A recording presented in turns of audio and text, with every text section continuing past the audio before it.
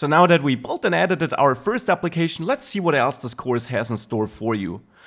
We're almost done getting started, and in the next sections we're going to dive super deep into Ionic 2. In the next section, we're going to have a look at some of Ionic 2's basics, which we definitely need to understand before we can start building apps, such as how is the project structured, what are pages, how do we navigate around in Ionic 2, and much more. With that then out of the way, it's time to build our first app. The Favorite Quotes app will be a basic app which covers a lot of the features Ionic 2 gives us. Like components, we will also learn how to theme and style our app, how to manage data, and how to integrate more complex navigations like having tabs or a side menu. After building this first application, I'll dive deeper into the Ionic 2 components and show you where to learn more and dive deeper into some specific components which are very important. Until then, we always saw the app run in the browser, and this is great for testing and seeing how it works, but we also need to test it on real devices to really judge if it is a fitting candidate for release. And therefore, we will thereafter have a look at how we can run our app on emulators or real devices for both iOS and Android. After finishing this section, we'll build our next app, the recipe book.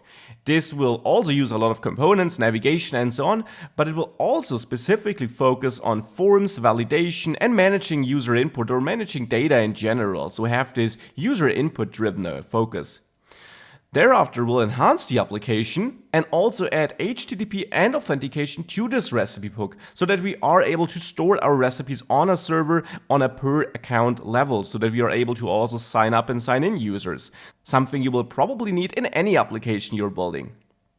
After having added this, we will dive into the last application, the Awesome Places app. This application will use something we haven't used before in this course: native device features and device storage. With that I mean features like using the camera or accessing the file system, and also how we may store our data, which we thus far always stored in services, which of course don't persist and are deleted if we kill the application. So how we can store data on the device in a database on the device, for example. Something you will probably need for any application you're going to build, and with this fourth app in this course, we will have a closer look at this.